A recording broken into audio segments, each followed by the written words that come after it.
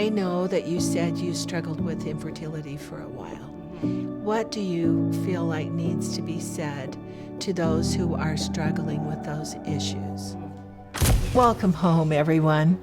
The family is the greatest laboratory we have on the earth, and the Lord knows what He is doing when He puts together a man and a woman and brings children in under their influence.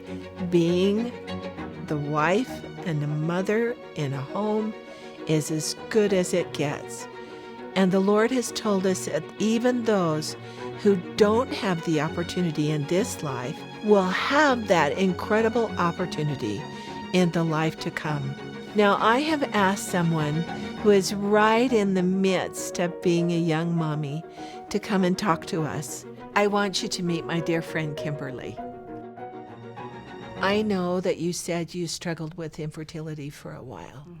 What do you feel like needs to be said to those who are struggling with those issues? I'm a strong believer of community and reaching out, because motherhood can feel very lonely. Just the young mothering stage or the infertility stage is really hard for many, and don't suffer alone. I remember this friend that brought me a meal, and I just felt so seen, like she knew what it was like. And I vowed after that, if I ever knew of someone that had a miscarriage, I was gonna take them a meal. When you are pregnant and then suddenly lose the baby, there's a real grief that comes with that. Once you're pregnant, in a woman's mind, your whole world changes. It does. You start thinking, okay, what's Christmas gonna be like for this baby? Or, where am I gonna put this baby to sleep? And where am I gonna set up their crib? And your brain just starts to reorganize life. Really, as soon as you're pregnant, that baby is a reality for you, and that loss is huge. Yeah. I wasn't prepared for it because everything looked fine with my first miscarriage. And at 11 weeks is when we found that there was no more heartbeat.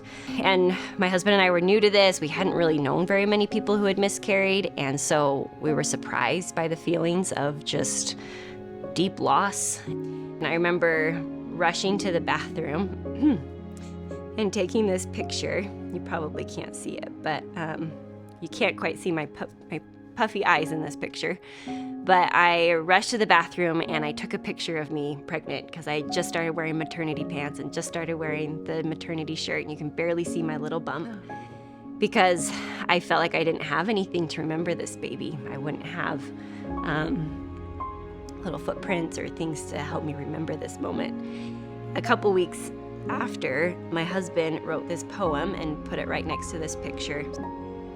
Your time with us was short and brief, a loss that comes with untold grief. The thought of you came with a grin, now we wonder what might have been. Thighs and cheeks will never touch, hugs that would have meant so much. For now we'll hold tight what is here, our loved ones that we gather near, and work on that which matters most to keep our little family close. Oh baby, baby, our little one, that would have shined bright like the sun. Goodbye for now, but not for good. We'll soon be together as all families should. So when I say something shifted in me as a mom, going from my 2 kids were just taking over my life to, oh, no, I want them to take over my life, because this is life. We continue to have more fertility things, and it can be hard to get kids here. We make the mistake of thinking we get to decide. You can only decide when you will not have a baby. And what's tricky with infertility is that you wonder, should I stop?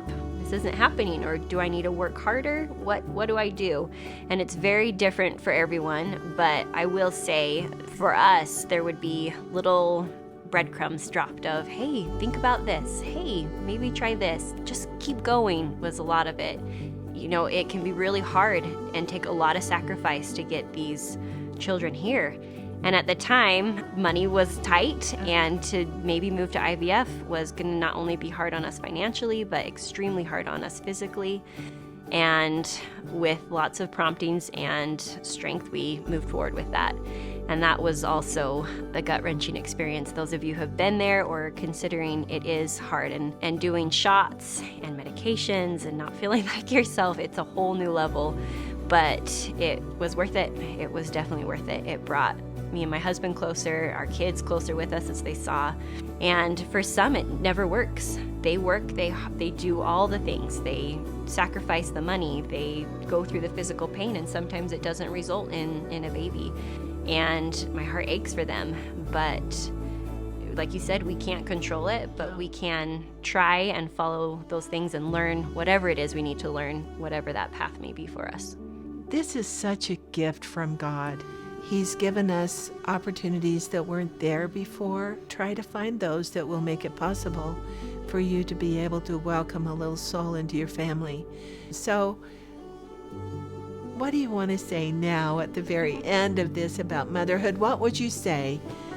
Reach out. There are so many people going through what you're going through. It's almost just these huge warm hugs and blankets that just get surrounded by you as you go through those really hard challenges with your sisters that are always around, that are experiencing that with you. Yeah. So we love you. We love you for who you are and how hard you are trying. And I'm actually crazy about you.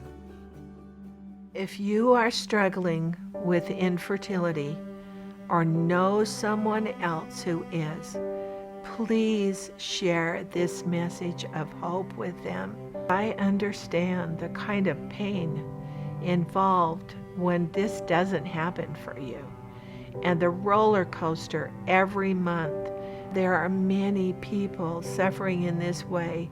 If you know somebody that is, please share this with them. They need to know that they are a child of God and that He is aware of them and their particular pain. May you be blessed in your life to be mothers and fathers